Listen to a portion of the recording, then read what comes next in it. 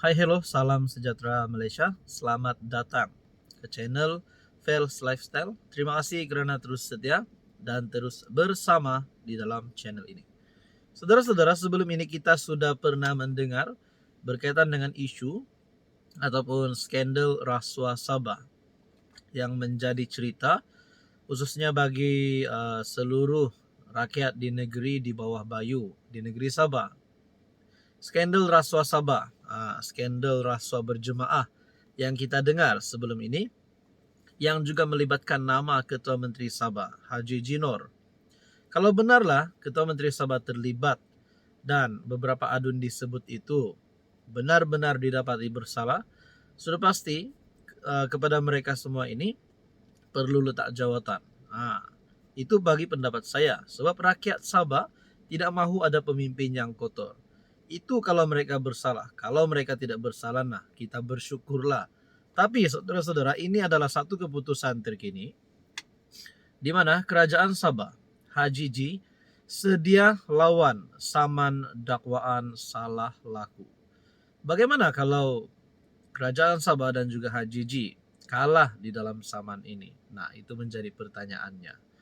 Kerajaan negeri Sabah menafikan dakwaan yang ditimbulkan oleh tuntutan mahkamah yang difailkan baru-baru ini yang mendakwa Ketua Menteri Sabah Haji Jinor dan kerajaan negeri telah menyalahgunakan kuasa mereka berhubung isu lesen pembalakan.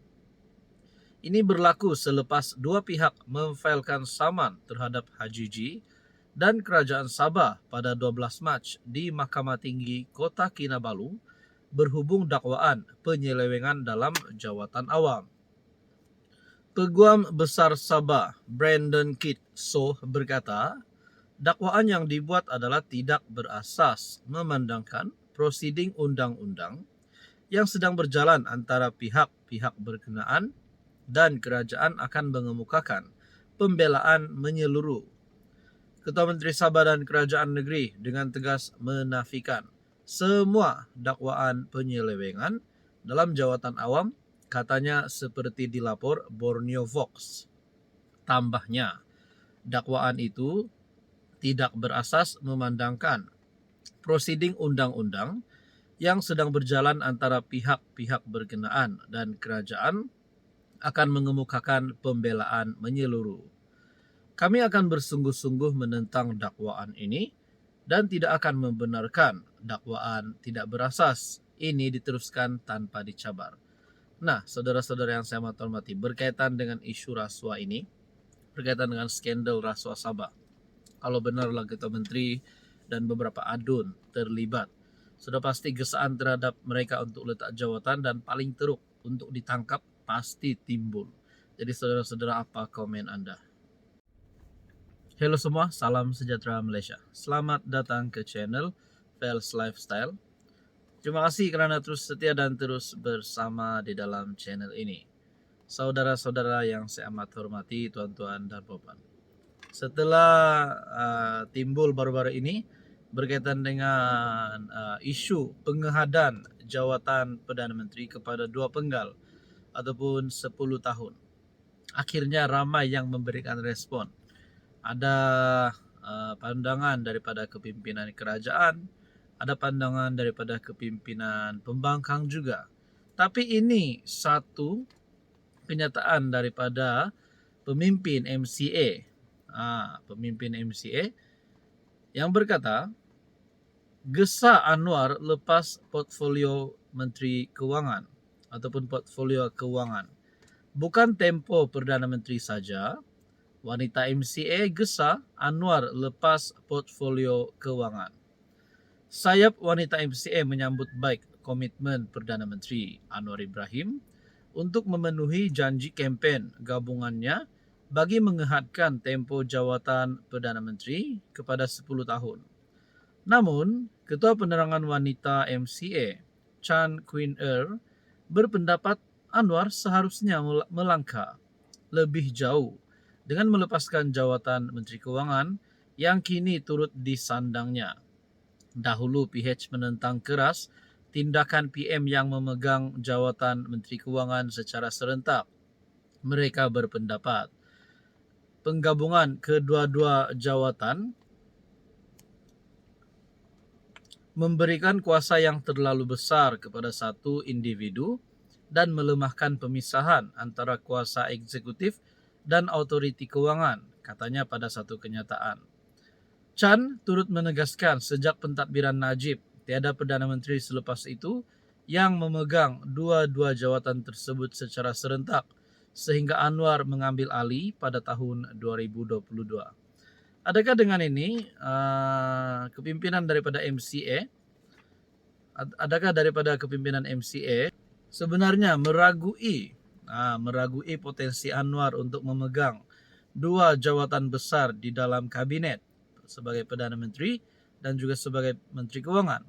Adakah mereka takut ada salah laku, ataupun sebenarnya mereka ada calon daripada Barisan Nasional ataupun mungkin daripada UMNO, daripada PKR? Nah, saudara-saudara, kalau benarlah Anwar Ibrahim ini perlu lepaskan portfolio Kementerian Keuangan, agak-agak siapa yang boleh menggantikan Anwar sebagai Menteri Keuangan, dan adakah kabinet akan dirombak semula?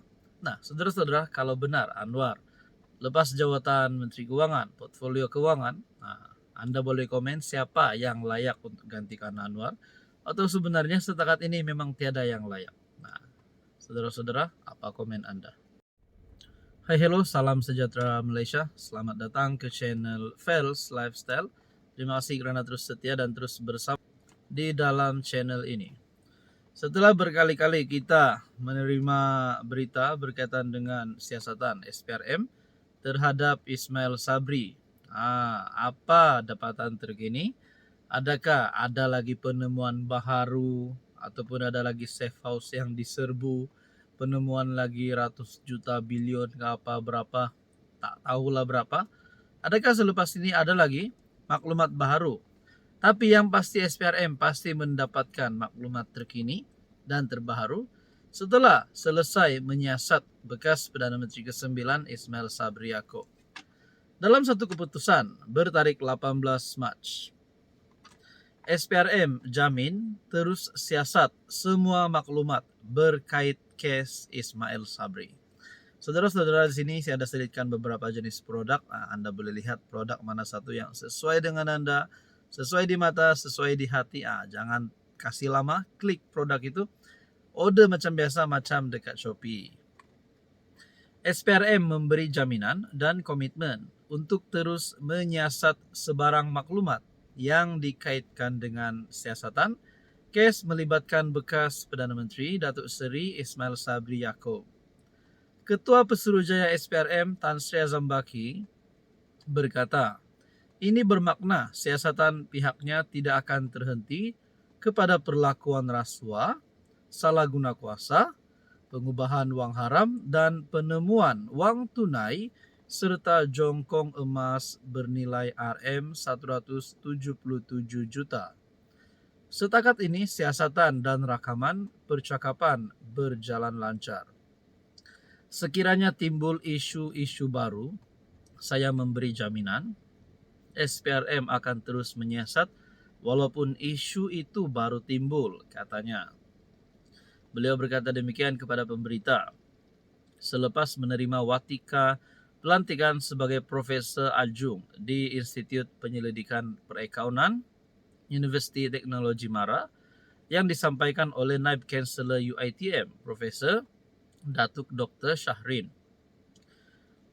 Jadi saudara-saudara yang saya hormati, Azam berkata siasatan tidak tertumpu kepada isu berkaitan perolehan serta perbelanjaan dana bagi promosi keluarga Malaysia sahaja, tetapi turut menjurus kepada maklumat baharu serta hasil risikan termasuk file-file serta dokumen yang dibuka berkaitan aset yang diisytiharkan Ismail Sabri.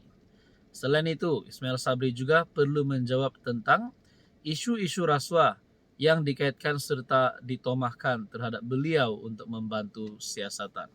Nah, saudara-saudara, Azam dilaporkan Ismail Sabri dikategorikan sebagai suspek kes terbabit selepas beberapa saksi, termasuk beliau sendiri dipanggil memberi keterangan.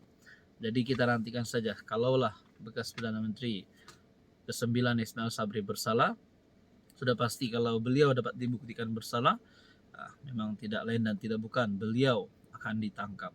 Tapi kita harap semuanya baik-baik saja. Kita nantikan saja apa keputusan yang akan dicapai nanti. Saudara-saudara, apa komen Anda?